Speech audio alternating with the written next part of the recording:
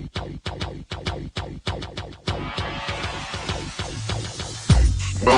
to the OddsBreakers, number one place for shared, sharp betting information. Welcome back to podcast 55 of 2021. I'm your host, Kiev O'Neill. You can follow me on Twitter at OBKiev. Follow us at The OddsBreakers and follow us on social media / The OddsBreakers. This episode is being brought to you by footballcontest.com. If you'd like to get into the circa, the Westgate Super Contest, and the new William Hill, please visit footballcontest.com. Tell them the OddsBreakers sent you. Win a share of $1 million or even win the big prize at the Circa and the Westgate, which should be at least $1 million, my friends. If you'd like to help us out and sponsor us, we would love to help you out. Please visit theoddsbreakers.com, click shop, and become a premium member. You can pick any one of our handicappers and get their premium plays, including myself, while supporting us. You can also go to patreon.com for only $10, get the podcast a little bit early, and get some merchandise throughout the year. And if nothing else, please visit theoddsbreakers.com and become a free picks newsletter subscriber. My friends, we have a great show for you today. Kyle Hunter from Hunter Sports Picks is coming on to talk some college football, change of pace, all the great stuff to prepare you for the season, including some huge college football week 1 games. Can't wait for that. And then later, Bryan Leonard from Wager Talk is coming on to talk some NFL season totals and week 1 games and potentially some plays. At the very end, I have a UFC on ESPN play for you. Before our guests come on, I want to just talk to you really quick about all the sportsbook options you have out there. At the OddsBreakers, I've had many opportunities to switch to US books, but to be completely honest with you, this show has listeners in Australia, England, Ireland, Germany, Spain, a ton of other countries, and our sponsors have been so good to us. I just don't even want to switch right now. The US books are fine, but there's a lot more regulations, and they actually want you to contribute to them before you list them on their website. I have no idea how that business model is going to work, but I'm really happy with our sponsors at mybookie.com and betonline.ag. If you'd like to check them out, easy. Just go to the OddsBreakers, hit bet now, and you can sign up for a bonus. Now, what I am going to say about betonline.ag is that they have the fastest lines out there next to the Circa. For an offshore book, they are the fastest. Bookmakers very close. So if you are a member and you have access to those types of books, that's not a bad one to grab, because in many cases, those and the Circas is the lines that I use when I make my plays. So check that out. My bookie's also fantastic. Both of them have huge signing bonuses using the OddsBreakers as your promo code. So my bookie's odds come out a little afterwards, but the website is much more user-friendly than any of them. So just wanted to give a shout out to our top sponsors because they deserve it. You know, they've been with us all over the years. I have absolutely no reason to go to these convoluted U.S. books at the moment. Not saying it'll never happen in the future, but right now, we're going to stick right where we're at. We have a ton of information to cover with you. So without further ado, let's get right into it with Kyle Hunter from Kyle Hunter Picks. Now I'm really excited to welcome back an amazing handicapper and friend of the show. You know him as Mr. Kyle Hunter from HunterSportsPicks.com. You can follow him on Twitter at Kyle Hunter Picks. Kyle, college football right around the corner, man. We got some games this weekend. How's the prep been going for you? Oh, you know, I've been busy going through all these teams and trying to cross all the T's and dot the I's, obviously. But I'll tell you what, I'm really looking forward to college football, and I'm hoping that we have a more of a real season than what we had last year, right? Last year, we felt slightly cheated through the season. So hopefully we get a full season and everything works out well. But I'm super pumped for college football. No doubt. Me too. I mean, there's only a couple leagues that did it right and did it pretty smoothly. ACC was one of them. SEC was pretty smooth themselves. I even think the Sun Belt was, but there were some conferences last year that only had 3 games with some of the teams. Some of the teams just up and quit. Some of them cancel at the last minute. Real interesting stuff, and it's going to be real interesting handicapping these games coming in. So little craziness right there. Also wanted to let everyone know we're going to be doing our Better Odds sports betting show every Friday. And usually it's going to be me, Kyle, and a guest. Sometimes we have to go solo. There's going to be more videos from each one of us kind of popping up back and forth, Kyle. So I'm really excited to do that with you this year. Yeah, I am as well, man. We started that last year. It's always a good time, and we'll have some other guests on there. Like you said, sometimes we'll go solo, but we'll do a lot of shows together. So look forward to a lot of good information coming out there on Fridays on the Better Odds Sports Betting Show. That's right. It's going to be around the time of 1 p.m. Eastern, 10 o'clock Pacific, just kind of depending. So tune in on that. We're going to try to make an announcement about 15 minutes before on Twitter that we're going to be starting streaming. So keep your ears and eyes peeled for that. Also, really excited to announce Kyle's going to be releasing some totals at theoddsbreakers.com. Totally totals package. And Kyle, there's no better totals person that I know than you. I appreciate that. Yeah, totals have been a really strong point for me, and you're going to be able to access my totals plays over at oddsbreakers.com. You can just get access to every single total I make in all sports. So that will be up on the OddsBreakers website here very soon. So definitely check that out. I'll be giving out some free plays over there on the OddsBreakers as well. So check that out. There's a lot of good stuff going over at the OddsBreakers. So I'll give a quick plug here for Kiev as well. I know there's some great writers doing some good work over there. So check out the website if you haven't lately. We've been growing. Great people coming as usual. And really happy, really excited for how things are progressing at the OddsBreakers. We're able to get out some merchandise now to some people. I think, Kyle, you might have even gotten one of our shirts. I was waiting for you to wear it, but not yet, I guess, but maybe in the future. I'd rather have you wear it on your other shows, though. So just let you know. Yeah, I will one of these days. I guess today had to wear the Cincinnati Reds shirt. I was feeling a little bit, rooting for the Reds to make it home in the playoffs here this year. Yeah, I am too, because I have them making the playoffs, but they did blow that game against the Brewers. We don't need to. Let's not get into that. But anyways, real excited for the college football season. I think the most important question for a guy named Kyle Hunter is which teams in college football is going to have a change of pace this year. And this is where your bread is buttered, because lots of books don't even adjust properly with new coaches, new offensive coordinators. So there's teams out there that you always research when this happens. Sometimes we can get on a line early, and then you'll see that line starts moving when other people start catching on. Now's the time to look at these, Kyle. Which teams are the ones that's going to change? It's absolutely the time to look at these, and you'll notice the marketplace kind of catching on little by little. So early in the season, if you have an edge on something like this, you're going to want to play it early in the week. Obviously, it doesn't.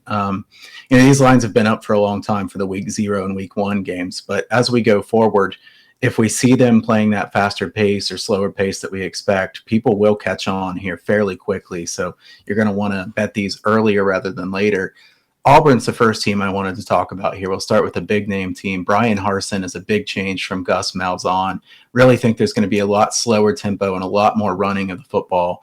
Look, we've figured out that Bo Nix is not really that good at this point, right? He was hyped quite a bit. I don't think he's terrible, but he's certainly not the great prospect that a lot of people thought he was going to be. So Auburn has a really good running back in Bigsby. I think Bryan Harsin is going to run the football a lot and try to use the clock here this year. So I think Auburn's tempo will be much slower, and we'll see a lot of running from them. Yeah, no disagreement from me here. Obviously, that change might even happen a little bit towards the UCF side, right? Because I wrote down that UCF under Josh Heupel and even Scott Frost before that was the fastest team last year as far as just number of plays per game. I know North Texas is flirting with them and everything, but Gus Malzahn, even though he was a little faster, he ain't going to be that fast. And he actually only ranked in 83 in plays per game, part of the reason why he was getting beat. But I think UCF slows down. I do too. So there's a bonus one for sure. I think that one relates to this. UCF was so fast last year that I think they'll still be relatively fast, but definitely slower than last year. We'll see what the totals market does to adjust to that one. Utah State's another one I wanted to bring up. Blake Anderson from Arkansas State. First, he's an upgrade as a coach. Certainly faster tempo than what they had here in the past. Utah State was 65th in tempo last year. Arkansas State has been top 10 or 15 every year under Blake Anderson. So Utah State will be playing much faster this year. They bring over the Arkansas State quarterback, Logan Bonner. I think Utah State will play much faster. I will look to see some overs, some very high scoring games there from Utah State, at least compared to what they had last year. Great minds, Kyle. I had them written down as well. Nice. Blake Anderson to Utah State, ranked top 10 in pace last year and top 22 over the last 3 years in Arkansas State. He was even a little faster than that because Arkansas State wasn't the greatest team the past few years. I think it was maybe 5-6 years ago when they were kind of tops in their Sun Belt there. But this should go way up from Gary Anderson's game. And this is more under the radar being that it's a group of 5 conference in the Mountain West. So you're going to be able to pick them off. And even if they're not scoring a lot, they're going to give up a lot. You know, the quick teams lose fast. So if you find out after the first week or so that they're not a good team, the other team's going to get a larger margin on the point spread. So they might be play on teams fading Utah State if they don't live up to what they should be. Anything else, Kyle? Yeah, Western Kentucky is one I wanted to point out. Tyson Hilton brought in Bailey Zappi at quarterback, brought over the offensive coordinator as well, and also their top 2 wide receivers. So basically Houston Baptist's air raid offense turns into Western Kentucky's air raid offense. I think they'll be much improved offensively. Western Kentucky is a team that I like quite a bit. I like the season win total over for Western Kentucky. So there's a bonus there that I like over 5.5 on Western Kentucky for this season. And I think that this team's going to have some really high scoring games. They lost a lot of defense from last year, defense that was pretty decent. Last year's offense was very weak, inefficient. I think we see some high scoring games from Western Kentucky. Yeah, that's one that I didn't have written down, but I thought about it a couple weeks ago. Great call. And they also took a lot of players from Houston Baptist. They're great last year, and he brought him some players with him. You know, I don't even think there was a year rule when it comes to an FCS, to an FBS either. So that was fantastic for them. Really, really under the radar Conference USA team Western Kentucky will be this year. It could surprise some people, I think. Any other ones? I think so too. Yeah, one more, and you mentioned him in passing there a little bit earlier. And so we've talked around UCF and Auburn here quite a bit, but Tennessee, we've got Josh Heupel at Tennessee now. Their team was ranked first in the country in tempo last year.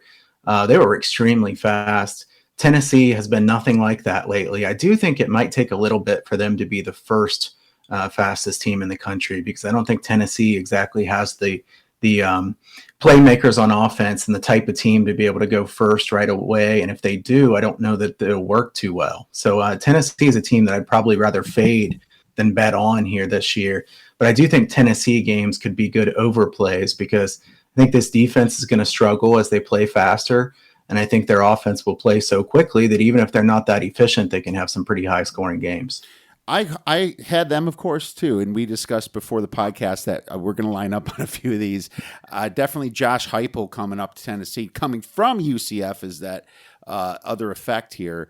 They're going to go up in pace for sure, but I also agree that it's not going to be right away, because if you don't have the players to do it, you don't want to give up those points, and Josh Heupel knows that. Now, you saw the same thing a little bit with Mississippi State and Mike Leach last year. He didn't that offense wasn't as fast as it was at Washington State last year. And I think it will gel to more speed, but it's the same type of experience coming in. One thing about Josh Heupel, I have a little season win total on that later to discuss. I also have one more though, Kyle. Jedd Fisch to Arizona, I think, is going to slow it down a little bit. You saw what happened when they got dominated by Arizona State, and part of the reason it was so embarrassing, 77-3, was because Arizona State we went 3 and out quick because they were passing the ball and the clock wasn't moving. So, with someone there, they did play a little bit faster. And Jed Fish, coming from the Patriots, they're not exactly a fast-paced offense under Belichick. And he's done some college stints as well. So I don't know if you looked at that one. Yeah, I think that it's likely that they will play slower, also partially because they're such a bad team. They realize that the only way that they can try to stay in some of these games is control the ball, run the football as much as they can, play keep away. So my guess is they're going to be having such a weak season. At least first half unders would be good bets, because in the second half, you could argue they might have to speed up because they're going to be getting their butt kicked. So I think that that's definitely a good one to look at. That's a team that I don't want to bet on. Like, it'd be really hard to make a number that I would want to bet on that team, because I just don't think there's much talent there at all. Oh, great stuff. All right. I don't either. And so we'll look towards the first half. Derivative markets are going to play a big part in these games. And I have a derivative play for premiums coming up as soon as they are released, coming up this weekend for Saturday's big games. But do have a question. How big will COVID play a role in college football this year? Like I said earlier, I feel like we kind of got robbed a little bit from a real season last year. I'm certainly glad we got something, but it was nothing like a real season. I think this year will be somewhat better. I think there will still be issues, and it's going to be interesting to see which conferences are more of an issue. I think we'll see early on, right? Because some of these conferences are going to have different rules from one to another, more testing happening, things like that.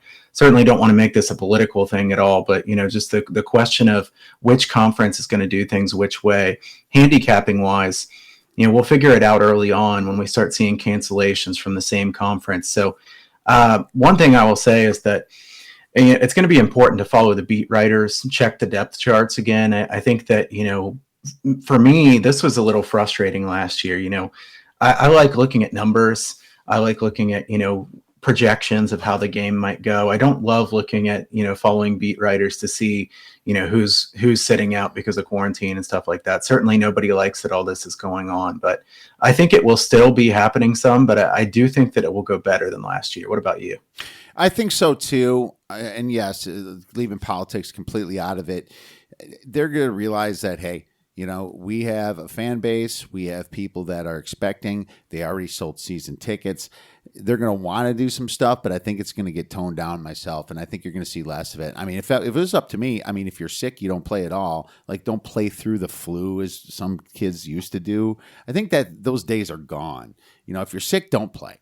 That's the way I think they need to go is any symptoms of colds or anything, you just sit out and stay away from people, family, just stay in your dorm or apartment or whatever you're living at, and, just live life like that. But, from the flip side, I don't expect it big, and I really hope I don't. Now it looks like we're going to have a full season, and there will be a few games that will get screwed up, in my opinion. But we'll see how bad it is. Nothing that we can control, of course. Real quick, on the totals last year, and obviously a lot of these games didn't have fans.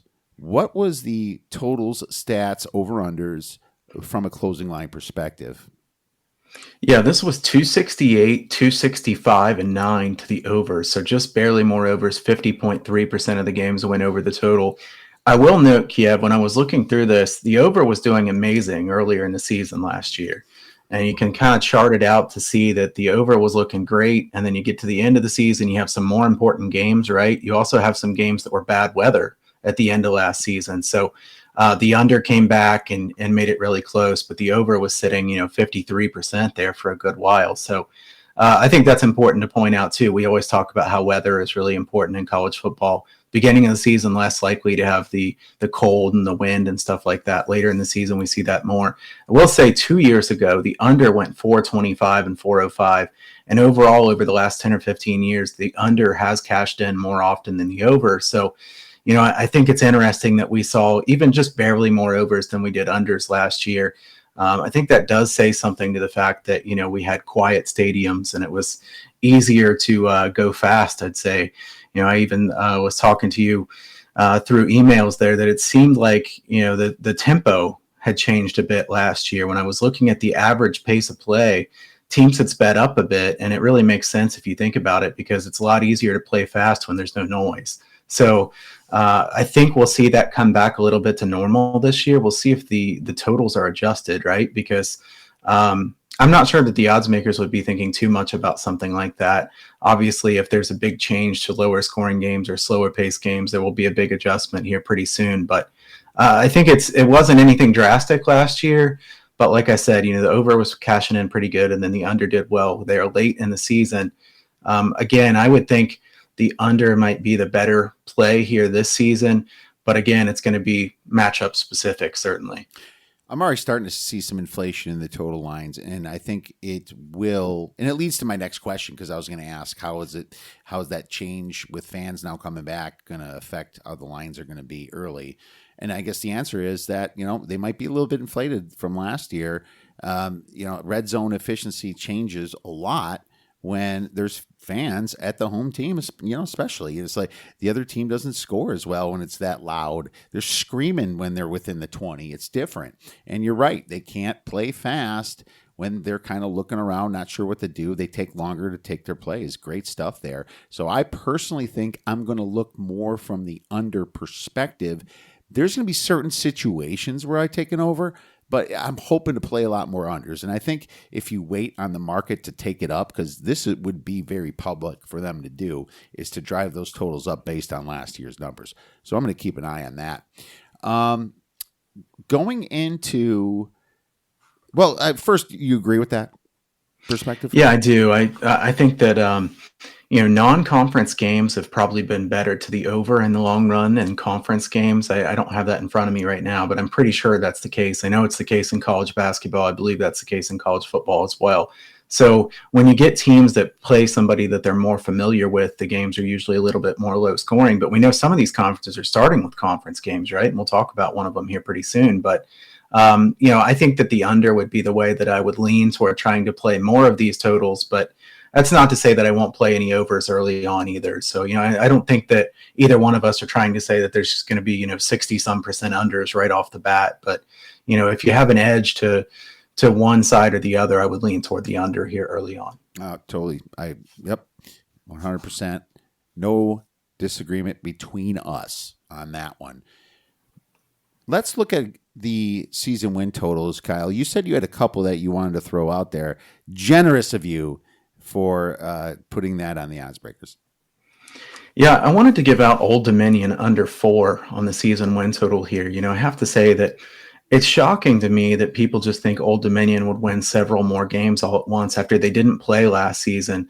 This team was awful 2 years ago. What makes us think that them sitting out last year all at once, this team's going to start winning a lot of games? Certainly they do play in a weak conference, and I think that would go to say that maybe they can pick up 2 or 3 wins, but I feel like 4 is basically the top here. So you can get under 4, quite a few spots, under 3.5 at a big plus money price. Several places. I don't hate that either. So I think Old Dominion could be one of those, 2-win teams or possibly 3-win teams this year where the under is a good look here because, like I said, I'm one of those guys that I don't think that sitting out and, you miss a season is going to help you in any way because, you didn't get to develop. It's harder to get better just through practice. You need some game action. So I think Old Dominion is in for another long season this year.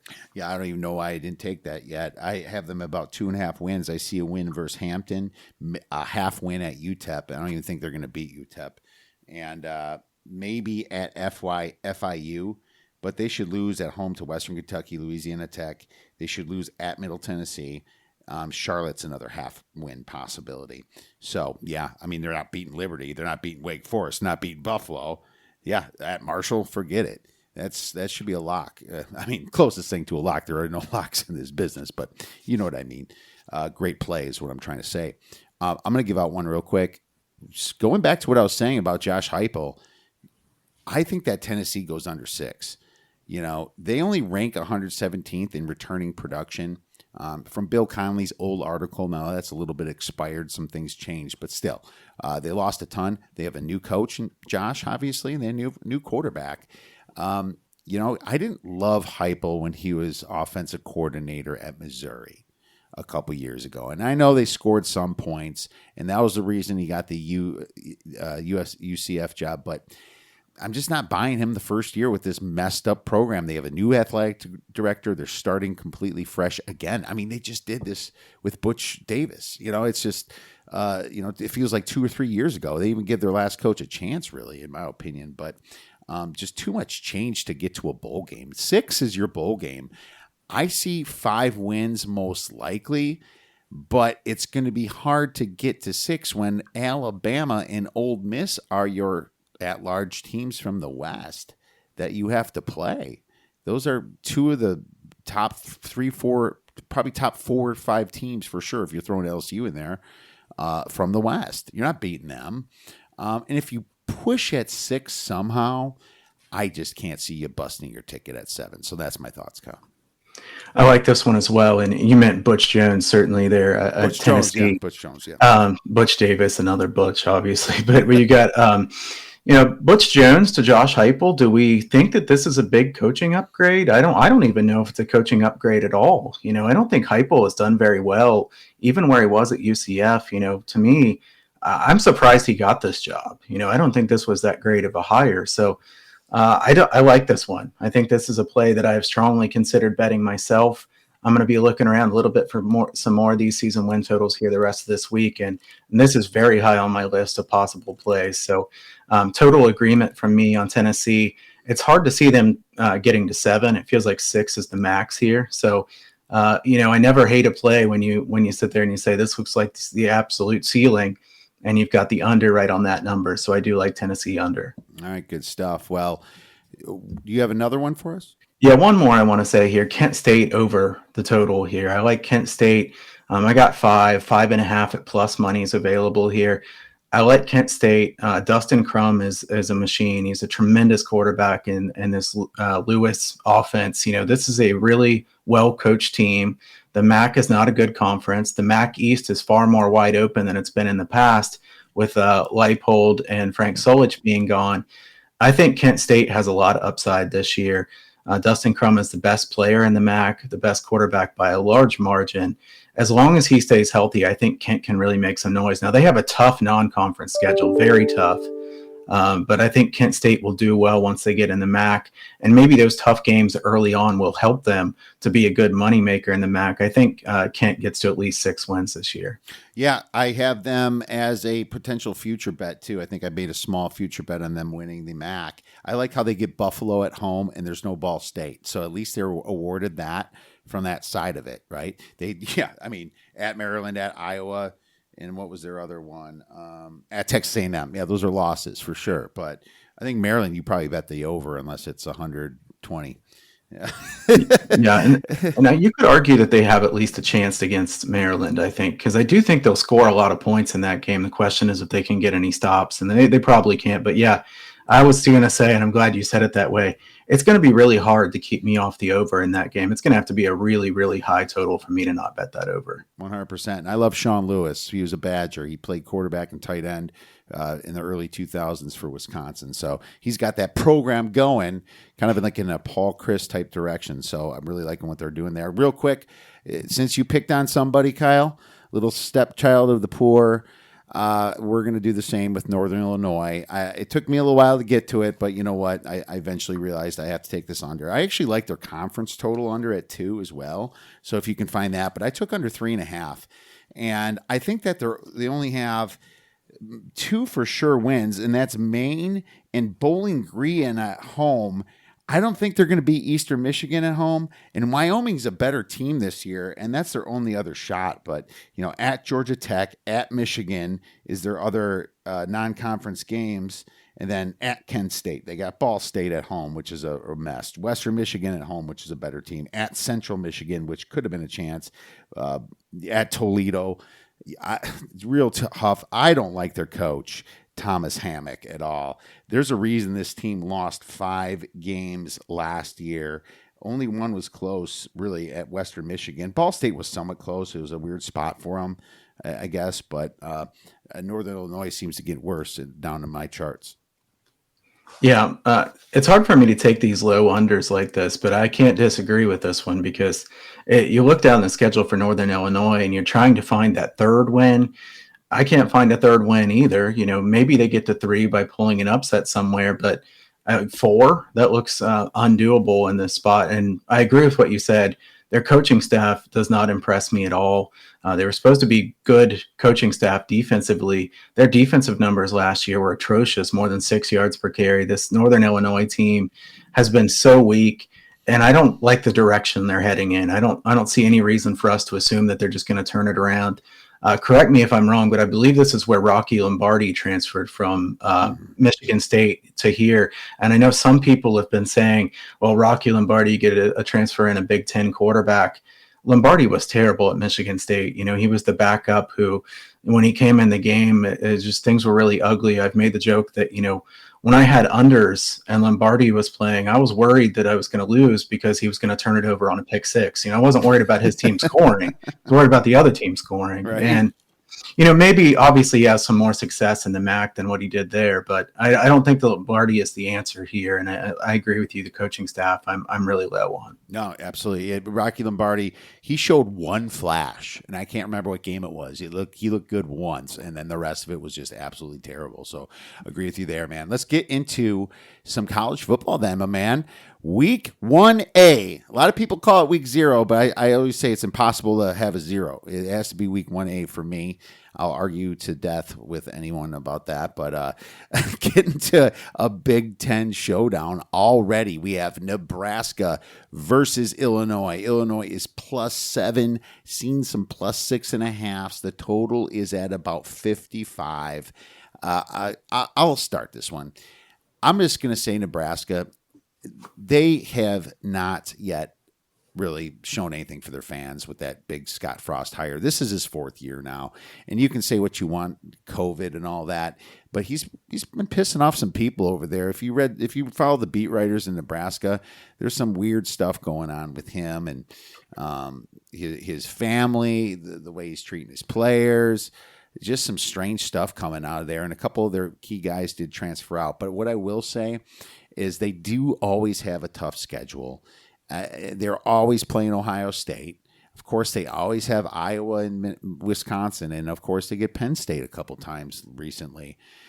At least they're 0.1 net yards per play positive last year. As bad as they looked, they ranked 20th in their last 3 recruiting classes. And I look at 2018, 2019, 2020. I average those together, and then they ranked 20. I like averaging those because 2021 is an outlier. They barely play, and 2017, they're usually gone. So I look at those 3 years. But I like the consistency with the coach, at least and Adrian Martinez. Now, Illinois doesn't recruit like the typical Big Ten schools. They only rank 60th in recruiting over the 3 years. Brett Bielema, I don't care if you call me a Badger fan and a spiteful one, he's fraudulent as a head coach, in my opinion. He's lucked out. Barry Alvarez set him up well when he retired. He had Paul Chryst as an offensive coordinator, and then he had Matt Canada after that for an offensive coordinator, not to mention good old Russell Wilson transferring in and becoming a star in the NFL. And he was fantastic at that Rose Bowl against Oregon. I was at that Rose Bowl. But in my opinion, Bielema was just there, and it showed who he really was at Arkansas. Now, Illinois, minus 1.12 yards per play last year. My power number, though, minus 7.25. So, I mean, this is so close to my spread. If you give Illinois just 3 for home field, it's 7.25. I don't think you can give Illinois more than 3 for home field ever. So I didn't play it. Any thoughts? Yeah, this one opened 10 and even north of 10 some places. And I will say if it was 10, I would be saying I'll take Illinois here in this one. But 7 is a fair number. I have 6.5 on this one when I looked at my numbers here more closely last night. To me, these are 2 teams that we don't know exactly who they're going to be yet. And I'd rather sit this one out. I will say Adrian Martinez, do we know what he is? I mean, he's a turnover machine, 15 lost fumbles in the last 3 years. That's a major problem to me. You can't lose that many fumbles. He has a high completion percentage, but he doesn't throw the ball very far at all. So, average depth of target is really low for him. So that makes a difference. Obviously, if you throw in a bunch of screen passes, you can have that really high percentage. Wan'Dale Robinson transferred, his top receiver from last year. To me, Nebraska's defense was actually pretty good last year. They were 44th in yards per play allowed. Their games were 7-1 to the under last year. In 35 red zone trips for the Nebraska offense last year, they had just 18 touchdowns, which is terrible. Illinois in the red zone, 12 touchdowns and 26 red zone trips, which is even worse. So 8 turnovers in the red zone for Illinois last year. These are two teams that found their way to the red zone and then found a way to not score last year, and at least not to get touchdowns. Can these offenses improve in the red zone? I think Illinois should be better under Bielema. I'm not a big fan of Brett Bielema, the person. I do think he'll do a decent job with Illinois, especially because they have good running backs and a pretty good offensive line. That's their one strength at this point, is that Illinois can run the football. That's what he wants to do. I think Illinois will run and have some success running here in this game and in this season. The total is an interesting one because this is one that I put a question mark by right away as far as the total. I don't really know what to think of this because I think Illinois will play very slowly under Bielema, run the football a lot. We're not going to see up-tempo action. Nebraska likes to play fast some, but they're not efficient. 55 is a pretty high total. I lean to the under in this one. My number is a couple points lower than this, but I don't feel strongly enough to have this be, a big play or anything. So my strongest lean in this game is under. There was higher numbers than this available, and we'll see if maybe the public bets the over as we get closer to this game. 55 is where it's at right now. 56 is another key number. So if it gets up to that, I might put some small money on the under. Yeah, and that's what kept me off the over is what you said, red zone efficiency and their obviously the returning production on defense. Both of these are top 20 returning production on defense, so their offenses aren't really gelling a ton, minus Adrian Martinez maybe. So my only lean is Nebraska just because I'm that low in Illinois, but not a play right now. So good stuff, Kyle. Way to break that down. Very, very good using the advanced metrics on that. Let's move into week 1B then. And this should be one that's fun for you.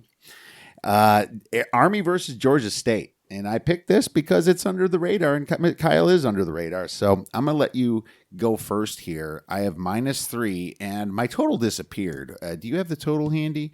Was it like 40? Yeah, 51.5, 52 a couple places, mostly 51.5 the total for this one. And I'm kind of regretting. I didn't even think about it, Kiev. I'm wishing I wore my Army hat for this one. That would have been a good opportunity, right? But mischance anyways, but I like that you brought up this game. You knew I would like this one when you sent it over. This was the one I'm like, yes, I like talking about a game like this because most people won't talk about it, right? There's going to be a lot of people talking about several of these other games. Army, Georgia State's not going to be real high on most people's list, but I like it a lot. This is a clash of styles, and I love talking about these clash of styles. Army, a plodding team. They play really slowly. Last year, 125th out of 128 teams in tempo. Georgia State was 15th. So they're going to try to push the pace. My question mark for Army this year is their offensive line. Now, usually they have a good offensive line, but they have just 25 total starts back on the offensive line. So a lot to try to take care of there on the offensive line for Army. They have a good quarterback, good depth there at quarterback too. Running backs are solid, and obviously they don't use the wide receivers in the passing game much at all, but they're good blockers. Georgia State's strength on defense is the defensive line, and you may hear other people say, Georgia State's defensive line was really good against the run, so, I wouldn't be concerned about that. However, if you look back at Georgia State last year, they played Georgia Southern. Georgia Southern's a triple option team, not exactly the same option offense as Army, but it's very similar. And they allowed 6.3 yards per carry against Georgia Southern.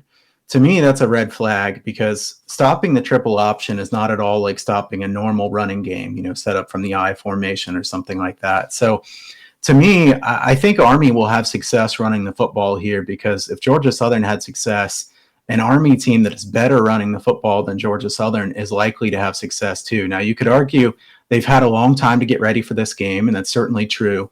I don't think that will just make them be able to just stop Army's offense in its tracks, though. Georgia State returns all 11 starters on offense from last year. Army last year, 10th in special teams play, according to S&P. Georgia State, number 106. So that's a big difference. And I think that's something that people don't look at enough is special teams. We've seen so many of these games get decided by, a shanked punt or a missed field goal late in the game. We know college kickers can be a problem. So you definitely want to handicap that a lot.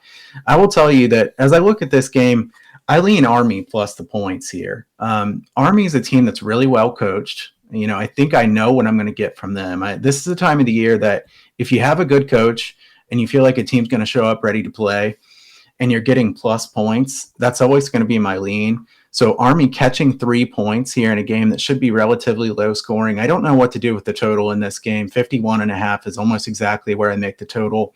I'm going to take Army in the 3 points here for the purposes of this segment. I haven't bet it yet. It is a possible play for me, so I'm going to look into this one some more. Obviously, we have some time to look at this one some more, but I will say, Georgia State to me is a team that was so inconsistent last year. You look back at that game where they played Coastal Carolina. I think they lost like 51-0 or something like that. I don't like teams that can be so good one game and so bad the next. And I feel like Army, like I said, we know what we're going to get from a team like Army. Georgia State's a bit more of a back and forth team. We don't know exactly what we'll get from them. So Army +3, I'll take them plus the points here. I think Georgia State was at an all-night kegger party the night before that Coastal Carolina game, right? I of course looked at that, but what I will say is that after that game, they beat Louisiana Monroe by, about double digits, I think 18. Then they go to App State, only lost by 4. Then they beat South Alabama by double digits. Then they beat Georgia Southern, even though they gave up a lot of rushing yards. That's a head scratcher. I think there's some turnovers from our Georgia Southern that game that blew it for them. I'm trying to remember. I remember watching that game. And then Western Kentucky, they ended up winning by double digits in the Lending Tree Bowl. So they kind of woke up after that. Here's the thing. I can never bet an option team the first week unless they're playing Old Dominion or something like that. I mean, it's a situation where even though the coach is so good for Army, and he is a damn good coach, they have all month to run options. And it's just, and the fact that they do play Georgia Southern, the kids, they return 3 D linemen. They should be able to figure that out. I kind of, it makes me look towards Georgia State a little bit more. Now, my numbers were on Pick'em, though. It's the problem. I mean, so my numbers are on pick. I can't bet Georgia State here, especially with a big power rating discrepancy. I'm going to wait to see if my power ratings are wrong before I make a stupid play going way against them the first week. But just having that kind of time to prepare. Army only returns 1 offensive lineman starter. Now, they do return 4 quarterbacks that all have experience, and they're going to be all running the option, which is fine. You want multiple guys at quarterback when you're running the option. They have a great defense, and they return a lot of defense. So I like Cornelius Brown.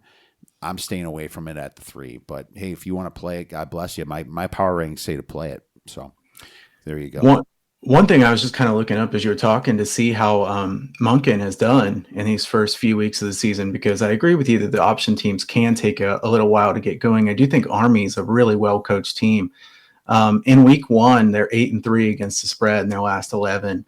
Week 1 through week 3, they're actually 17-7 in the last 24. So they've been good early in the season. So this is one that I will look into some more. Obviously, we got time, like I said, and this might end up being a play for me. I hope somebody comes in and bumps this one up to 3.5 so that I can get that hook. And I think this will be a close game. So I'm not necessarily saying I think Army will win, but I think this is one of those games that come down to the final possession. +3 is certainly my strong lean in this game. Oh, that's a great number for Monken. Didn't even know that. I'm gonna have to relook at option teams over the past few years and see if my inclination's right, because that might just be an inclination. I want to make sure I'm correct on that. Let's move into the next game: Penn State versus Wisconsin. And my Badgers laying 4.5 points. Total on this is 51.5. Kyle, you want to go first? Sure, I'll go first. I'll let you clean up here on this one because I know you have plenty to say about Wisconsin games. Big game to start off the Big Ten. Clearly, Penn State was better than their record last year. I don't trust James Franklin in close games. He's made so many strange decisions that I think Penn State is kind of prone to losing those close games because of James Franklin. Both teams are really good at running back. Berger's excellent for Wisconsin. They have the Clemson transfer coming in, and then 2 really highly recruited running backs. Wisconsin's really good at running back this year. And obviously, Penn State, to me, Kane might be the best running back in the Big Ten, and then Lee is very good as well. You could argue Penn State has the 2 best running backs, or at least the best tailback tandem in the Big Ten. So who can stop the run in this game? That's going to be the key to me. Graham Mertz, he needs to step up for Wisconsin. I do think that Mertz will step up and play better here this year. He was so highly recruited. The only thing that worries me a bit about this, and I want Kiev's input on this one as well, Wisconsin does lack playmakers on the outside. I don't think they're exactly stacked with wide receivers that are really good. So is Mertz set up to fail in a situation like this? Because I feel like he is a good quarterback. He has good running backs, a good offensive line. I do think both teams will run it a lot. Like I said, the Penn State defensive line is down quite a bit this year. I think Wisconsin will have success running the football. I would lean Wisconsin in this game, but I don't want to lay 4.5. I know this line's gone up a bit, so I wouldn't lay 4.5, 3.5, or 4. I would at least consider it. But I'm kind of curious to see what you think about Graham Mertz with the talent around him. Do you think that Wisconsin has enough playmakers for him to have that good season? I was really disappointed when a big name transfer didn't come in at receiver. Why would you get a quarterback like that if you're just going to be that same old stubborn, run it down people's throats until you get some top 4-star recruiting teams like Michigan or Penn State or Ohio State, and they completely stuff you, or even Iowa lately, and Minnesota's been stuffing people now. It's just it drives me nuts. Like why didn't nobody transfer to Wisconsin? Now Davis was hurt last year, and Pryor was hurt, right? And that's. Kendrick Pryor is what I was trying to say, not Mark Pryor. I don't know why I said Mark Pryor, maybe old Cub or something. But Kendrick, he was hurt a lot. He was hurt all the Tommy John and all that stuff. But Kendrick Pryor, I mean, they both had COVID issues. And then when that happened, Mertz went from looking like a freaking stud to looking terrible, and he looked confused at the pocket. DK was the other receiver. He was missing them. But this injury stuff for Davis and Pryor has been going way back since they're starting in the career. They're kind of thin-bodied guys. They're small. They're a little bit speedy. Davis has great hands. Ferguson's going to be really the guy. And when I saw Mertz missing Ferguson against teams like Northwestern and Indiana, I could tell he had the shakes a little bit. Mertz lost a little confidence. So the fact that I seen what he can do against Illinois and Michigan, how he just carved them up, made some big throws. He's got a tough arm. Another year going from freshman to sophomore to junior. It's a big growth when it comes to college kids. Those are some big years that you can really mature. I remain cautiously optimistic, but I'm really pissed that they didn't get a 3, 4, or 5-star transfer from somebody, because they were all over the place this year. And so that disappointed me. They better have something like Abbott or something coming up. But what I do like is, of course, you still got your offensive coordinator there in Jim Leonard. He didn't leave. The Packers offered him a job. It really scratches my head why he didn't leave. You had a couple guys like Isaiah Loudermilk and a couple other ones like Wild Goose go to the pros. And but at the same time, they returned most of their defense. Leo Chanel, Jack Sanborn, Noah Burks, and then at the linebacker, they return a ton. And their offensive line, they only lost Van Lanen. He didn't prove out to be what he should have been. He actually should have went out the year before. He would have been a first-round pick, but he fell to the 3rd or 4th, 5th round because he had a bad year last year, and it was a COVID year. But at the same time, I have no problems with the running back. Jalen Berger is going to be great. We got a nice transfer from Clemson as well. If they have the tools. They have the tools, but as long as Paul Chryst is calling the plays and Joe Rudolph isn't, I like their chances a heck of a lot better. These teams disappointed last year in their own way. Penn State started terrible, but they had a great finish, and Wisconsin started great and had a very poor finish until that bowl game against Wake Forest, when it was all they were actually outgained, but it was the defensive pick sixes that won it for Wisconsin right early. So Wake Forest was on their heels the whole time. But Penn State, 0.4 net yards per play. Wisconsin, minus 0.1. That's a little interesting. And Penn State's supposed to be in that Ohio State side. That's supposed to be harder. Now that Michigan's taken a dive, I almost wonder if the growth of Minnesota, the growth of Iowa and Wisconsin there, Of course, Ohio State's the best, but it evens it out a little bit, from west to east, and especially if Nebraska can get better. So, unfortunately, my number's minus 4.5. It's literally right on the spread, and I'm not playing this one because I don't see. I can see backdoors happening with this Penn State team. Clifford, I think, can run the ball very well. You can't deny that Penn State is a top recruiting team, and if you look at 2022, I'm pretty sure they're leading the way in college right now. Now that's probably going to flip a little bit. You'll see Bama fly back up, but Penn State's recruiting hard. One thing I will say is they go through offense coordinators, and I'm not a Franklin guy myself. I lean Wisconsin at minus 4.5, Kyle. Yeah, I have the same lean, and if I had to bet the total, I would probably bet the under here. I think there'll be a lot of running and clock moving in this one, but I don't have any strong opinion on that either. I think this will tell us a lot about both teams, though, right? This is the game that you really want to watch. Obviously, Kiev will be watching this game, but I think everybody should want to watch a game like this. It'll tell us a lot about, if either of these teams can step up from, like you said, having a disappointing last season. For sure. Well, let's go into a game that you know a little bit more about, Kyle. Ohio State versus Minnesota. And I see some 14s, plus 14, home dog Minnesota Gophers, plus 13.5. You have a pretty high total of 66. And since you're the master of Ohio State, I'll do the same thing. I'll just kind of give you my 2 cents and then see if you agree or disagree. But it's hard to bet against Ohio State no matter what, in my opinion. But it's even harder to bet against them versus Minnesota. Minnesota got ripped to pieces their first game against Michigan last year. Now, I know that's a small sample size, but they should have started a lot better last year. I don't know how you let a team like Michigan that was so down just destroy you. Maybe they had some nerves or something.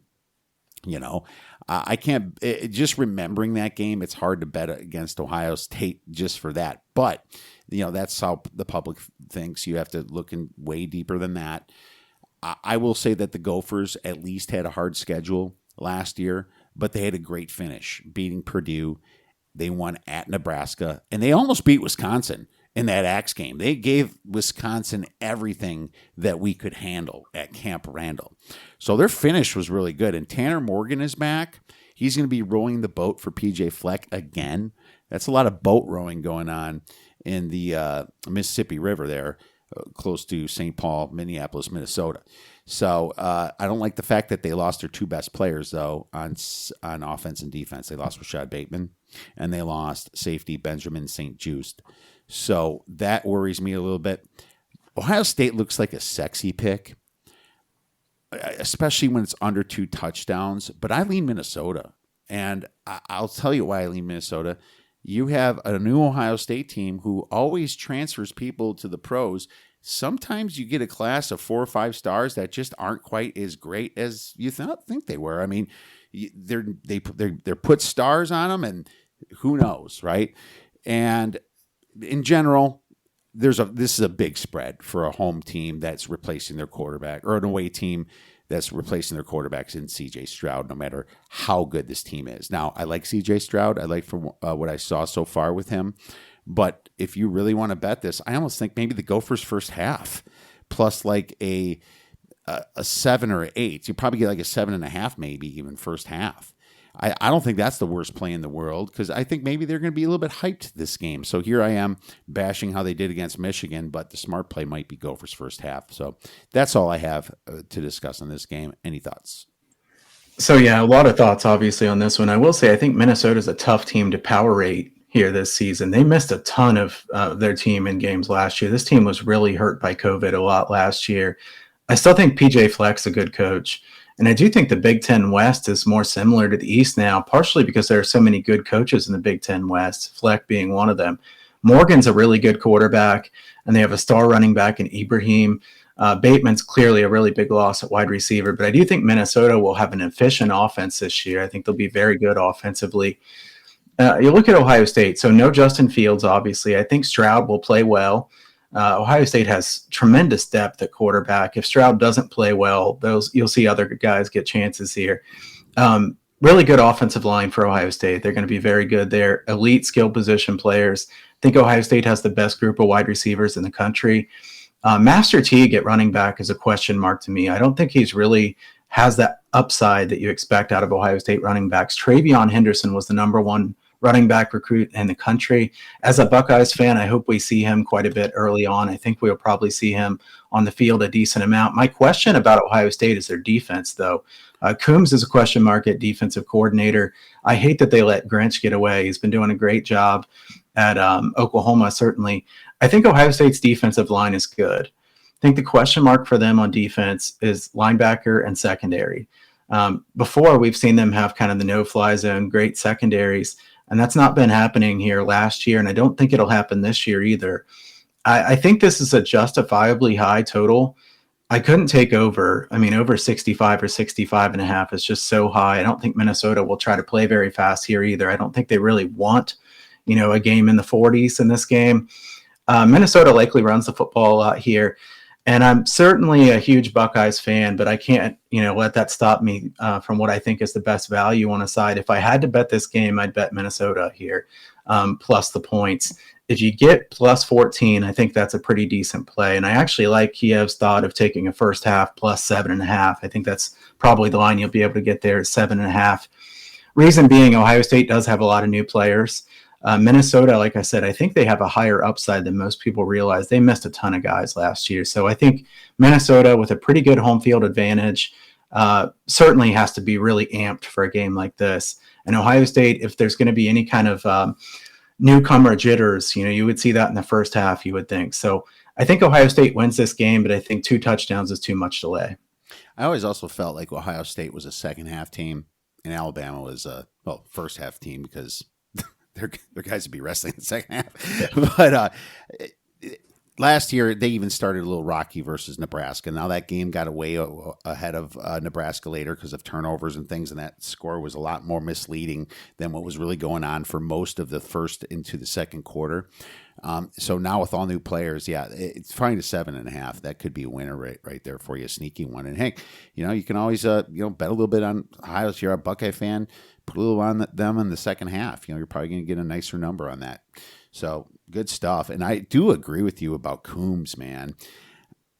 Normally you see Ohio State like a positive net 2 to 2.4 yards per play, just, looking over the last 10 years, and 1.5, 1.6, that's not cutting it quite for them, especially when they're playing teams like Rutgers, Maryland, a bad Michigan team, bad Michigan State team. So I think their defense did take a step back. We'll see if that changes, though. I think Kerry Coombs is a little bit on the hot seat here. So we'll see what happens. Great stuff.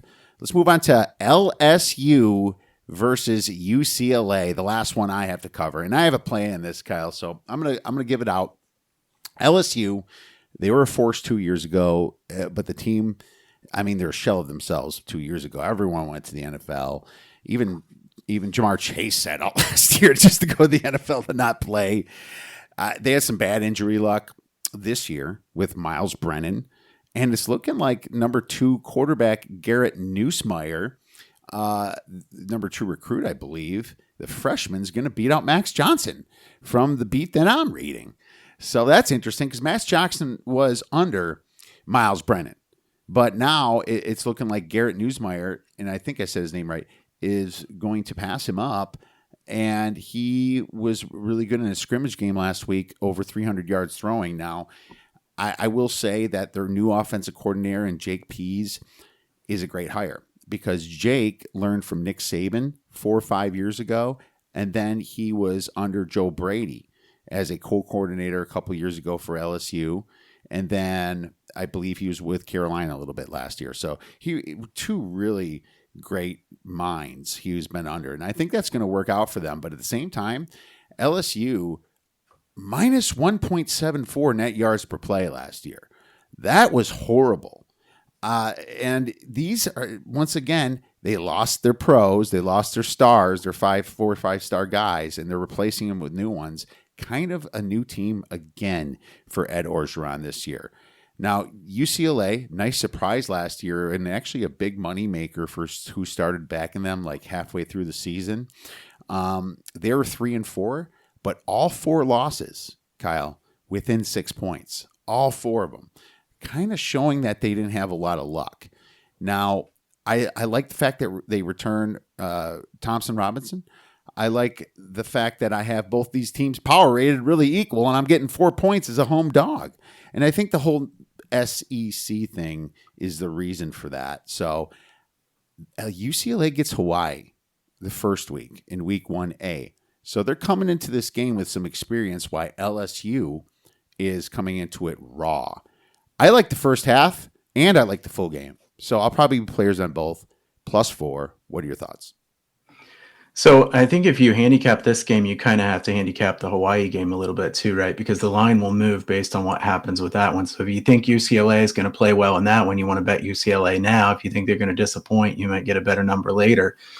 I don't like UCLA as much as you do as a team overall. I think Dorian Thompson-Robinson is overrated. He's turned the ball over so much. His average depth of target was 7.5 yards last year. So a lot of short passes, and yet still a turnover-worthy play on 5.6% of plays according to PFF. So really bad decisions from DTR. I do think that they have a good offensive line, and UCLA is improving. UCLA ranked 7th in the nation in blitz percentage last year on defense, but they didn't get to the quarterback quite enough. So opponents 274 passing yards per game. LSU was really hit hard by COVID last year, and I think this Tigers team does have high upside. So I'm leaning against what you said there in this one. I'm leaning LSU. I don't think I will bet this one unless the line comes down based on UCLA playing well in that first game. If we get a shorter number, a 2 or 2.5 or something like that, I might take LSU here. UCLA under 7 season wins is a small bet of mine as well. So I don't like UCLA too much. I will agree that there is some upside there, and Kelly is a good coach. This is a key year for him, obviously, right? Because he needs to have a good season this year. There's going to be a lot of pressure on him, certainly.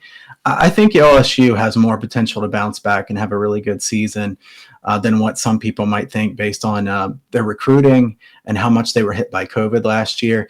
I will say your yards per play margin thing does scare you a bit if you want to lay points with LSU, certainly. I don't trust UCLA enough to bet them in this game, so I'm probably going to pass, but I'll lean to LSU here. And what I will say is great points on Thompson-Robinson's short passes, but that's Chip Kelly's game. The depth's never going to be there. It's just all speed, speed, speed.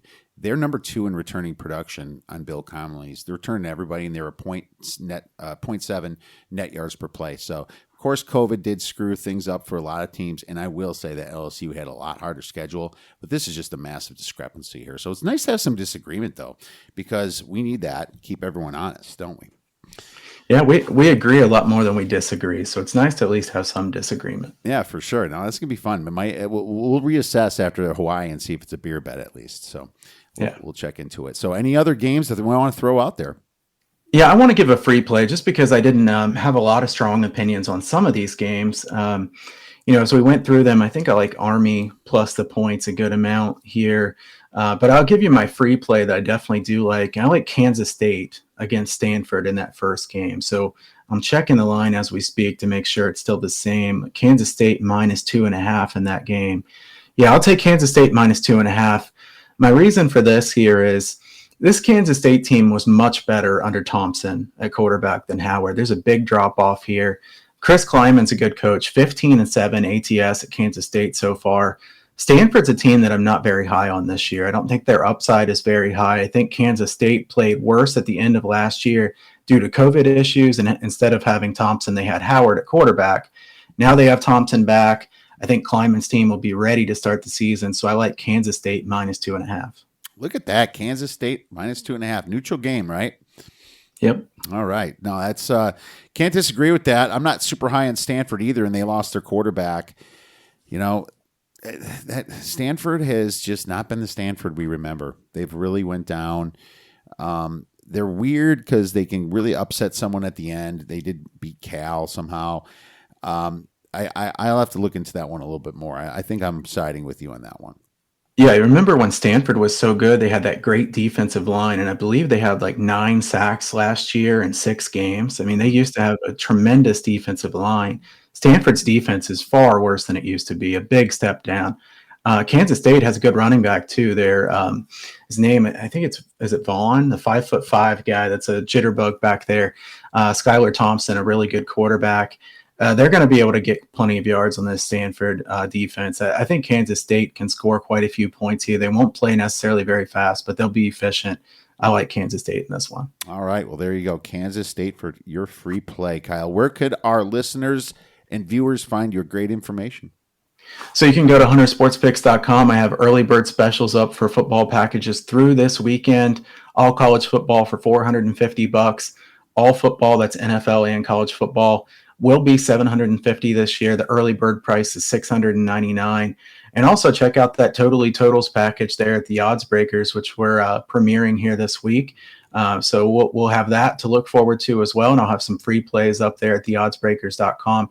Follow me at Kyle Hunter Picks on Twitter.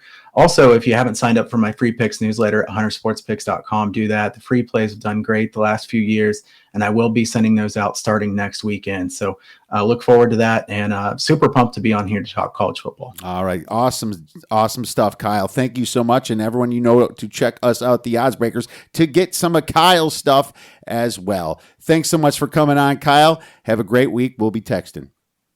Thanks.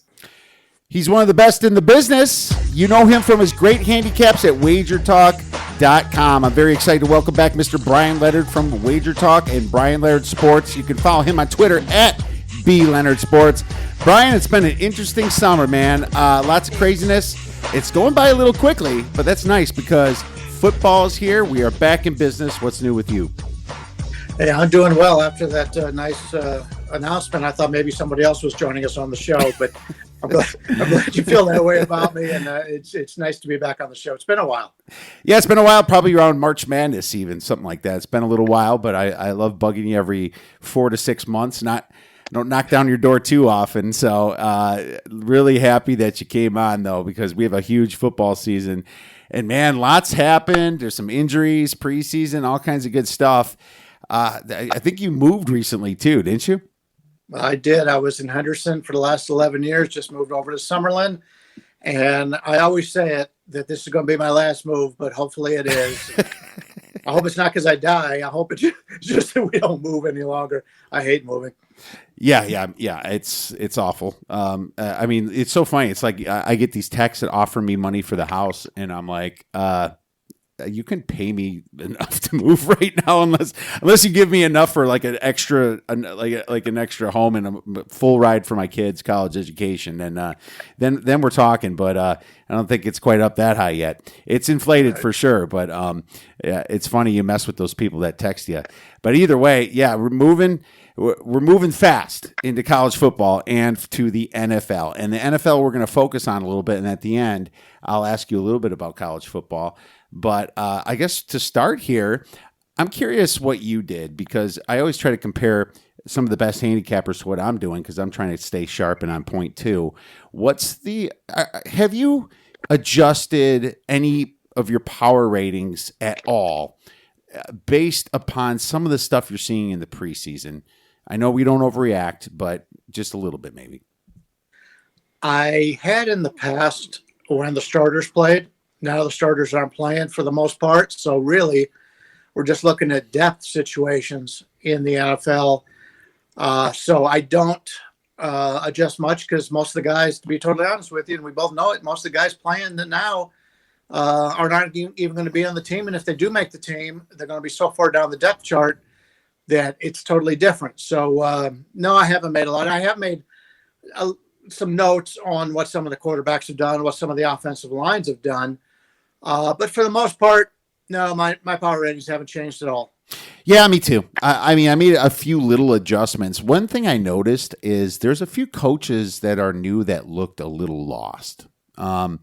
Nick Sirianni, Urban Meyer, and they seem like they're trying. You can just see by the facial expressions on their face, but it's not like back in the day when everyone shows up to OTAs and everything. It's like when you have a new team, it takes a while to gel. So I made a couple tweaks with them, and I was a little bit impressed with Tennessee's backups because I was worried about their depth. So I did bump them a little bit. But I agree, this year especially, you're not seeing a lot of starters, and you shouldn't make too many big movements right here, because if you do, you're going to realize that the whole first team is different. I mean, the Atlanta Falcons is so tempting for me to move with how awful they look, but you have to remember, they haven't played anybody, so I haven't even really moved them. Not that I was that high on them, but I'm not going to downgrade them anymore.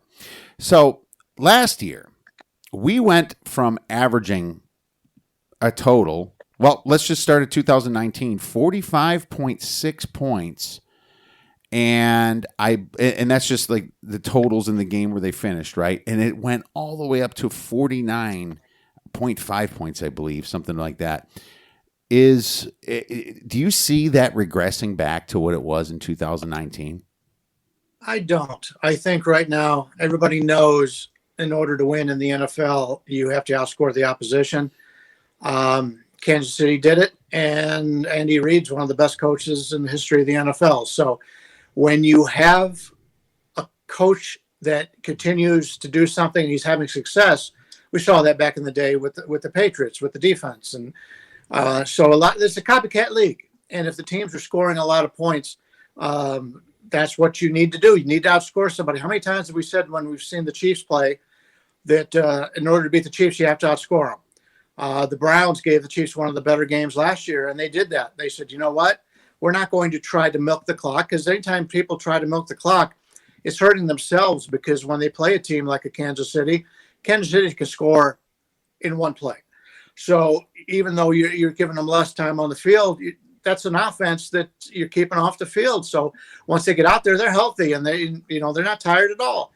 So I think we'll continue to do that. And, the fans like to see a lot of scoring, and that's what the NFL is trying to do. So I think it'll continue up. I think we'll see totals now. It used to be you never saw totals in the 50s, and now you see them. I believe the average last year was around that number. So until it's broke, I don't think it's going to be fixed. I'm still looking for the overs.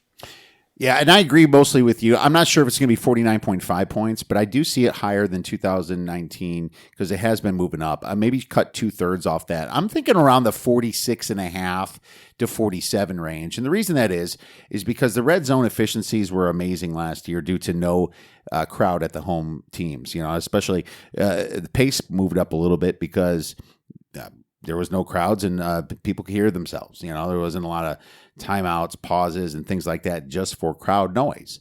So I thought that was interesting. But I do see the NFL moving this direction. They've been wanting to move in this direction. The officials call it like that. So I definitely see it being higher than it was in 17, 18, 19. I just don't think it's going to get quite that high like it was last year. One thing I am concerned about, and sometimes officials will do this in the preseason and they'll act like they're going to do it all year, but they don't. The chop block. There's a lot of big plays that just took it off because of the chop block, the low block. Well, they're calling that illegal now, which it always was kind of illegal anyway. And now they're calling it in the preseason a little bit, but I'm not sure if they're going to call it in the regular season. But if they are, I would be a little bit worried about the over because a lot of teams do it. Yeah, I agree. That was a good point about no fans being in the stands in order to make a lot of noise when the other team's on offense. So that is a concern. They say these things all the time. It's like you take a look at the penalties that you normally have, the offensive line all the time. The scoring is really tied in with offensive line holding. If they're not calling the holding, they're going to get away with it. The offenses are going to score more. You take a look at pass interference. Anytime there's a pass interference, it always seems to be called on the defense and not the offense. Until it starts evening out, the smart teams are just going to get down there and they're going to throw the ball long and look for interference, and that's where they're going. It's different in college football where you get 15-yard penalties. In the NFL, it's smart to throw the ball long. And if you're a team that has bad defensive backs, you're in a no-win situation. So you can get a 40-yard play in no time in the NFL, and that could be definitely game changer and a scoring opportunity for the offense. Yeah, and I think it's a great question. And one of our mutual friends, Las Vegas Chris, turned me on to this and talked a little bit about the red zone efficiency. So thank you to Chris for getting me to think about this, because I'm a totals better, and totals was my strong point last year. And it's really something that you have to compute the first 3 weeks if you want to find some edges to see how much the red zone was affected by no home crowds. Let's move on to the next season then. Or next season, the next question. We're going to stick with this season. But are there any win totals or future bets that you dabbled with that you could give out to our listeners, Bryan? Are you in the generous mood? I'll give them whatever I can find at this point. The problem is most of the numbers that most people have played have already been moved. So they're in a situation right now we have to look at it as a fresh board. And, one of the teams I'm looking at is the Philadelphia Eagles. I don't think the Eagles are very good at all. They're in a bad division. That's the one thing when you're looking at season wins. Yeah, they're going in the division. To me, Dallas is the clear winner in that division. But, I'm not big on the Giants. Washington right now, I think maybe a little bit overrated for myself. I like Philadelphia to go under the total. You take a look at Philadelphia, and I'm looking at Warren Sharp's excellent book, the football book that he puts out for the NFL every year. Does a tremendous job. And if you can go out there, you can buy it. It's just a tremendous job. But he's got the rankings of the positional unit rankings, and he's got the Eagles. The only one development for the Eagles that is better than league average is the offensive line of the Eagles. They're ranked 14th, slightly above average. Every other category is below average, including the secondary, the head coach. The receivers are terrible for the Eagles. Running backs are bad. Quarterback, they have one of the worst quarterback rotations right now in the NFL. I think the Eagles are just a team right now that is definitely overrated, and you can still get them. I'm looking at the Chris website right now. We could still get Philadelphia under 7 at -143, which means the Eagles have to go eight wins in order to beat me. I don't think it's going to happen. I think that the only wins they're going to get is in that division, and their out of division games are pretty tough. So I like the Eagles to go under is one of my plays. I don't disagree with that at all, and that's a great number if you can find that, because you're pushing at the worst if it even gets up to 8, and I don't think it's going to get that high. And I also think Jalen Hurts is still a bit green. I mean, yeah, he came in later in the season, but it was mostly basic dinking dunk and him running out and stuff. I expect a poor man's Ravens-type offense at the best, and I don't think their defense is any good. So there's a chance the Eagles could be even one of the worst teams in the league next year. So we agree with you there. I'm going to go with Carolina over 7.5 wins. I just like how their division gets the AFC East and the NFC East. Okay. I mean, that's not much travel for a team in the South Division that lives in Carolina. That's easy travel right there. I like how their at-large games are versus Minnesota at home. The at Arizona one might be a loss, but then at Houston should be a win. So I like how that laid out for them. And the NFC does have a disadvantage because all their extra at-large games are all away. So remember, they have 8 home games and 9 away games for you listeners out there. I trust Matt Rule. He must have saw something in Sam Darnold. Now, we're not seeing it yet, but he also hasn't played much in the preseason, but a couple snaps, so I have no idea. I also even like them plus 275 to make the playoffs, but with weapons like DJ Moore, Robbie Anderson, CMC, and former Joe Brady LSU guy, Terrence Marshall, who already knows some of the playbook, right? That draft pick, I hear it's pretty solid, according to some of the analysts. That's some good consistency from college into the NFL. So I like this one. Jacksonville is also my other one. I'm taking them under 6.5. And I found this at a plus 100 even. This team was really, in my opinion, the worst in football. I actually thought the Jets were a little bit better than them towards the end. But now you have a coach in Urban Meyer that is coming in from the college game with 5-star recruits into the pro game where everything's on an even playing field. And it's really not an even playing field because you're starting from the bottom. And Trevor Lawrence looks a little lost right now. He looks lost. He looks nervous. And they have it pretty tough because they're playing the NFC West this year, which is the best division in football. And they're at large games at Denver or against Denver. That's a loss probably at home. At Cincinnati, who knows? and Atlanta's still a big question mark. It's not like they have it easy for their at-large games. So I waited to pull the trigger on this. I wanted to see Urban sweating a little bit, and I saw a lot of sweating. So that kind of pushed me over the edge, especially when you're getting it at even money, Bryan. Yeah, I agree. I've watched the Jaguars this preseason. That offensive line looks horrendous. I really thought for the good of the team, they should probably have him come off the bench and give him some more time, because that offense, it wouldn't surprise me if he gets hurt early in this season with that terrible offensive line. And then, if good luck if you got the over there without him in that starting lineup. So I tend to agree with that one too. I like another under. I think this team is a little bit overrated, and that's the LA Rams.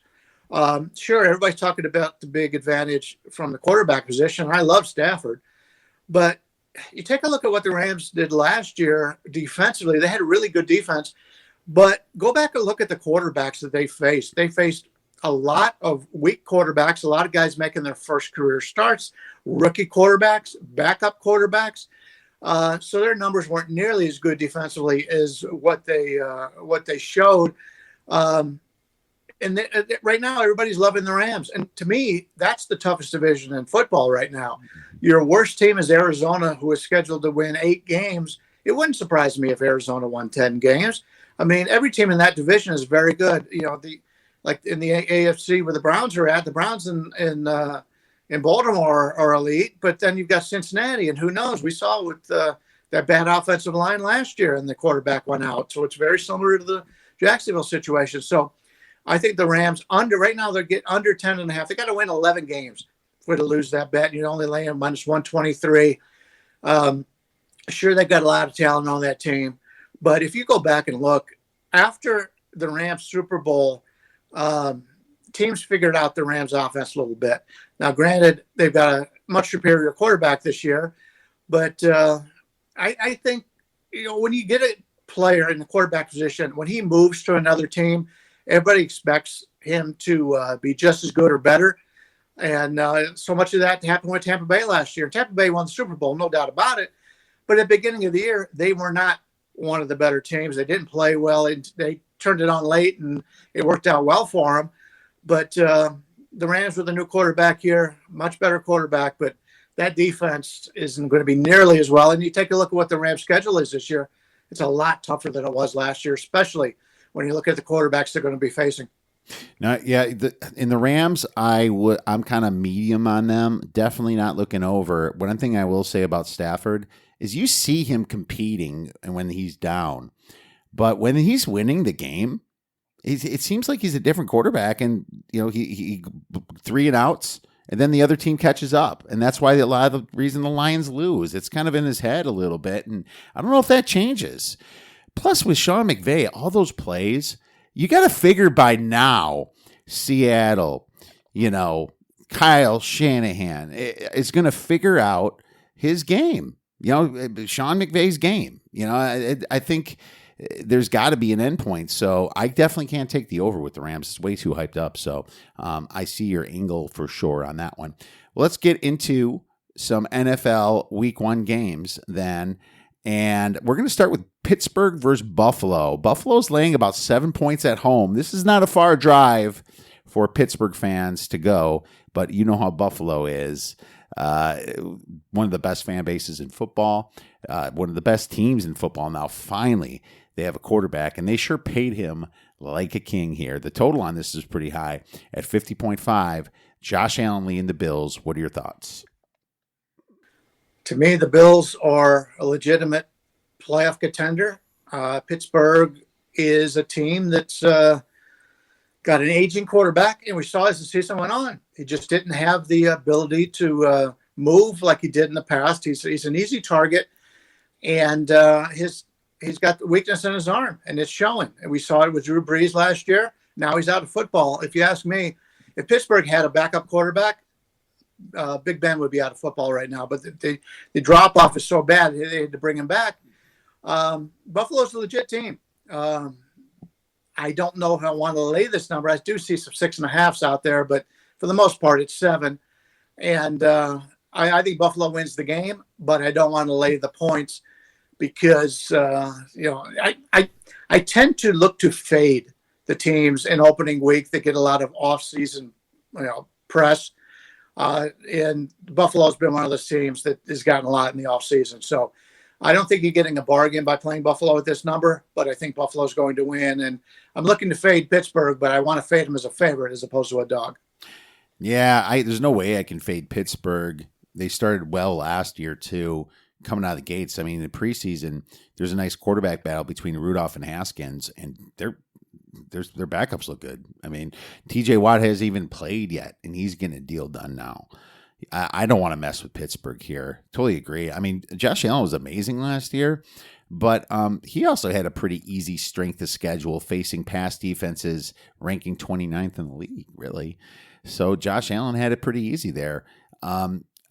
There's too many weapons at the Steelers for the back door to be wide open here. The Bills could be up by 9 or 10 points, and they get that touchdown, that garbage touchdown, or even a field goal to screw you over. That's not a good look. Definitely lean the Steelers right now with that number. Let's move on to the next game, and I do have a play on this next game, so I'll get started if that's okay. Bryan, looking at the Jets versus Carolina in week 1. Carolina's about 4.5 in a lot of books, but I found a 4. So I'm going to roll with this. There's a low total of 43.5. Now, the Jets are hitting the preseason hard, but you have to admit that they're not playing a lot of teams with any starters. I mean, the Packers didn't have anybody out there, right? I mean, this is the Jets here, and Robert Saleh is a brand new coach, and they have a brand new quarterback in Wilson. We don't know what he's going to do. Which power ratings have the Carolina Panthers 1 point ahead of the Jets, right? You're getting a 4 or 4.5 here on the Panthers at home. The first game out. Oh, my God. I had to jump on this one. I think Sam Darnold's going to have a little bit of revenge on his mind playing against his old team. Bad memories. He might even have PTSD from playing at the Jets, Bryan. I would not be shocked if he gets the demons out of his head this game. This is my biggest power rating discrepancy. I have the Panthers minus 8.5. I'm sorry. I'm playing the Panthers. Any thoughts? I wouldn't play the Panthers 8.5, but at 4, it's the way that I would take a look at this one. And I'll be totally honest with you. I'm 2-1 in the the NFL preseason, and both my wins have been on the Jets because I knew the coach wanted to come out and put out some, positive energy for the team. And so the Jets have been very good. Now we'll see what happens this week that they're a favorite. I don't want the Jets as a favorite, but Carolina's the better team. Carolina, to me, plays in the tougher division, and you're getting it home with a quarterback that has some revenge on his mind.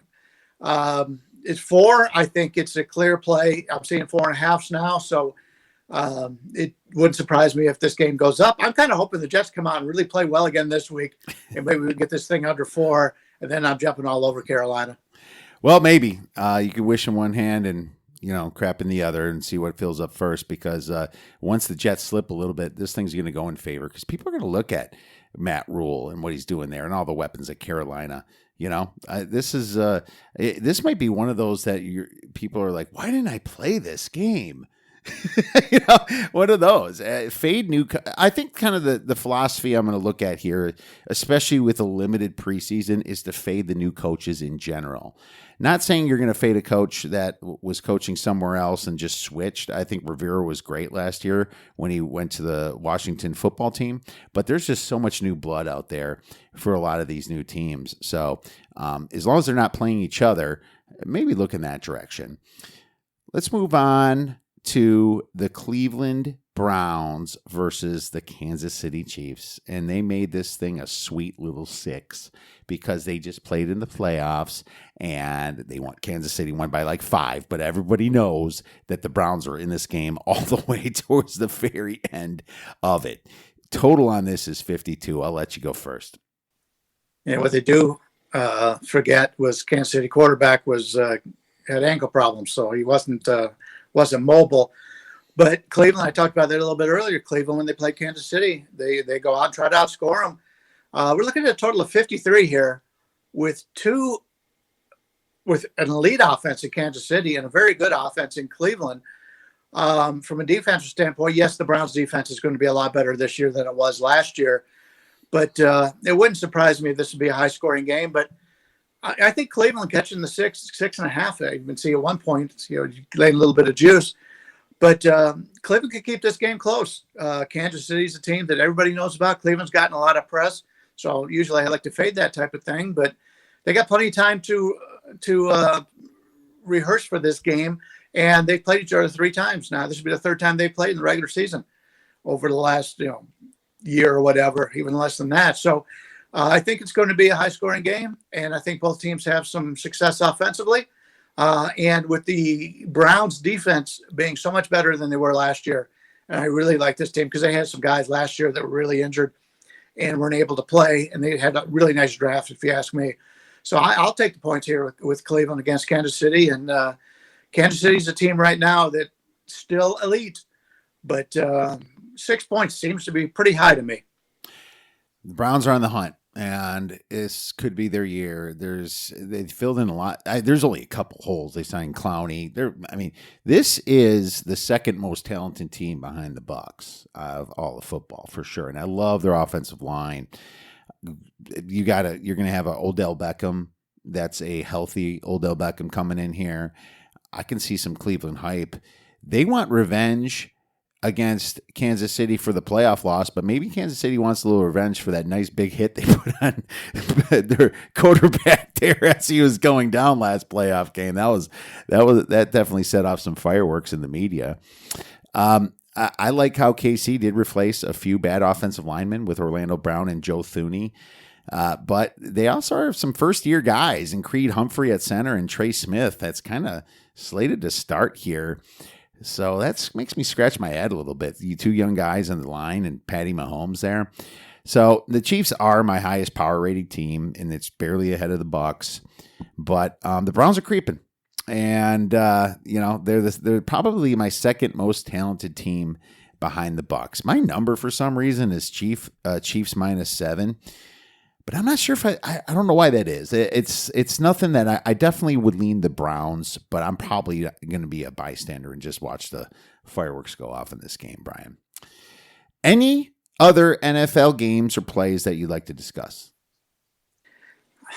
The Chicago Rams game is very interesting. Chicago's offensive line has been bad. The defense last year, they were very good, but they played a lot of quarterbacks that weren't very good. I just talked about playing the Rams under season wins. I want to fade Chicago. I want to fade the Rams. I think this is the game we learn more about, at least I learned more about for the rest of the season. But these are 2 teams I'm looking to play against.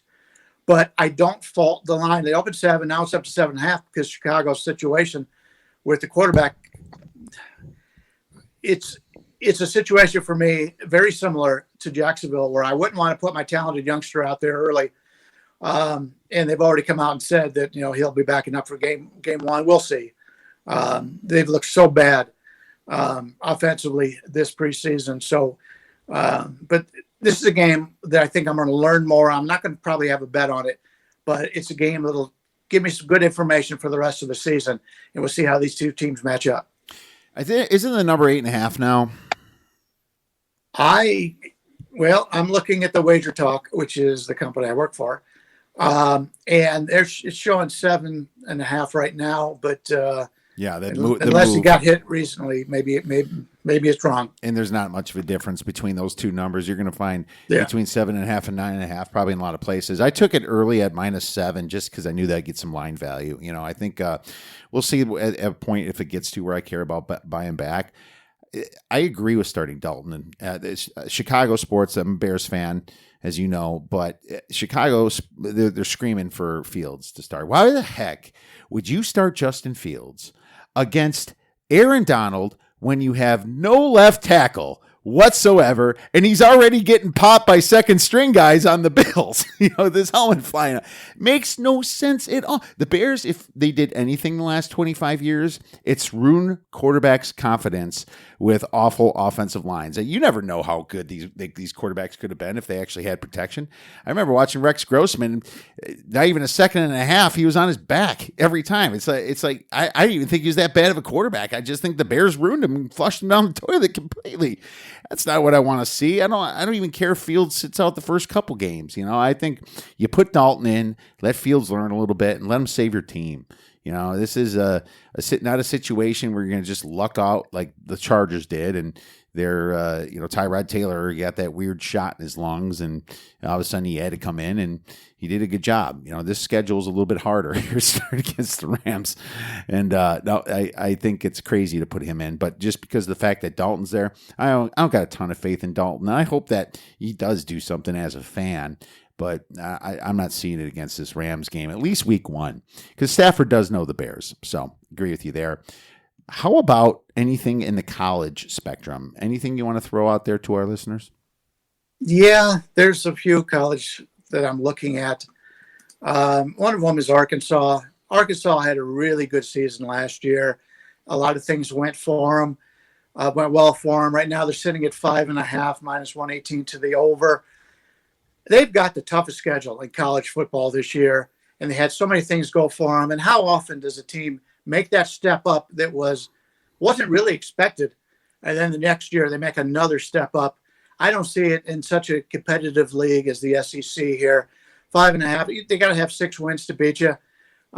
That's to me is very unlikely. I like this Arkansas offense. I think the team's going to put a lot of points on the board, but I think right now in the best conference in college football, to expect them to win 6 games is too much, especially when you've got Florida, Georgia, Texas A&M, and Alabama. 4 could end up 4 of the top 10 teams in college football. They're very good. So it's something for myself that I found some value. I like to play unders more than overs, as we have seen. And a lot of it has to do with the schedules. And this season, Arkansas, the toughest schedule in college football. No, they certainly do. Anything in that SEC West has got to be hell. And that's part of the reason why I took Tennessee under, because they're playing Bama and Ole Miss. I think Ole Miss is going to be a good team in the West there with Lane Kiffin here. So anything that's not Texas A&M, not Alabama, not Ole Miss, I would definitely lean the under in the SEC on that side. So 100% agree with you there.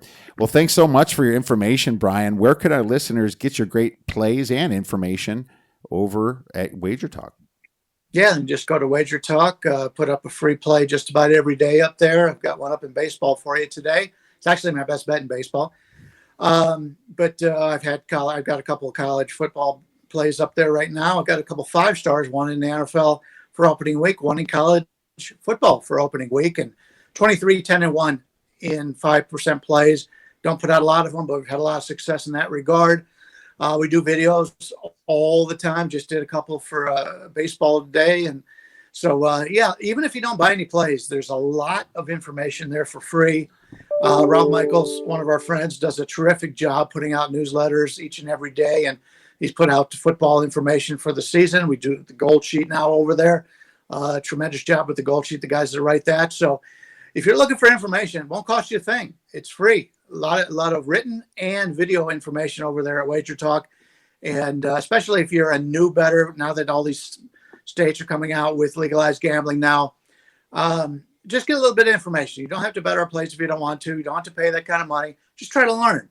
And you and I have been around for a long time, and we try to learn as much as we can. Every year is different. Last year, the COVID year, there's a lot of learning involved in both pro and college football last year. And hopefully it'll be a little bit different this year, bouncing back from that, hopefully. And we get some fans in these games and get out there and get back some home field advantage that you didn't have in the NFL last year. So that was something we never saw before. So we'll see how it goes this year. And it's a learning experience. I watch a lot of other videos and read a lot of other people's handicapping and trying to learn something. I've been doing this for 40 years. So Let's try to keep our minds open. Nobody's perfect. You make up in your mind that you think you know what's going on. Hey, getting more information is never a bad thing. Words from a wise man. Thank you so much, Bryan, for coming on. Make sure you guys follow Bryan at B Leonard Sports. I'll see you in a couple days, buddy. Sounds great, man. Best of luck to everyone. All right, my friends, now it's time for a little UFC on ESPN for the weekend. We have a free play for you. Also already have a premium play, on our website at theoddsbreakers.com. So I'm going with Smiling Sam Alvey versus Wellington Turman here. And this is going to be a decent card. You have Giga Chikadze versus Edson Barbosa. We won money on Barbosa last time he fought. I'm still looking in that fight a little bit more. I might have a write-up for you guys for the weekend on this one. But I'm looking at Alvey versus Turman here. And I got to tell you, Alvey's had a bad run. He lost his last 5 out of 6 and drawed his fight before last on October 24th against Da Un Jung. And that, unfortunately, didn't mark a win. I thought he fought great that fight. I watched a little of the replay, but Jung is very good. And he is actually 14-2. He hasn't lost since back in 2015. The thing about Alvey that I like is that he fights some of the best guys. Ryan Spahn he lost to, Jimmy Crute. If you look at his resume, it's really good. Marcin Prachnio, just some great fighters here. And you're looking at kind of the hype guy coming up here with Wellington Turman. He's 16-5. He's a little bit younger. He's a good amount younger. He's only 25 years old. He seems to like to try to submit his opponents. 4 KOs, 7 submissions, and 5 decisions. But what I'm really looking at here is Alvey. I think he could win in a lot of different ways. Alvey doesn't get submitted much. In his whole career, 33-15, at 35 years old, he's only been submitted twice. He goes to a lot of decisions, but he has a little bit better of a stand-up game than Wellington. Alvey lands 3.2 significant strikes per minute to 2.44. Now, you're going to get a lot more takedowns with Wellington, but Alvey knows how to fight that off at his age, okay? I mean, he's just been around. So I think there's a good chance that he could win technically. He's a better technical stand-up fighter than Wellington. The last thing I like about this is the price. I mean, you're getting a little bit of plus money on Alvey, which I think he should be a slight favorite. I think he should be the -120, -130 against Wellington. What they're looking at is all his losses in a row. But if you look at Wellington, he lost 3 of his last 4 fights against just kind of middle-of-the-range fighters, right? Carl Robertson. He lost to Andrew Sanchez, Bruno Silva. So, in my opinion, Alvey is definitely the play here at the plus money. He's got the experience, and we're going to take him for a couple stars. Well, I've been with the best, and I beat the best. I've retired more men than Social Security. My friends, thank you so much for listening to this podcast. I hope you got a lot of great information from Kyle Hunter and Bryan Leonard. Make sure you follow them on Twitter or check them out. They have the greatest information and plays on their websites. Everyone, have a great rest of your weekend. Enjoy the games, enjoy the fights, and go get some winners.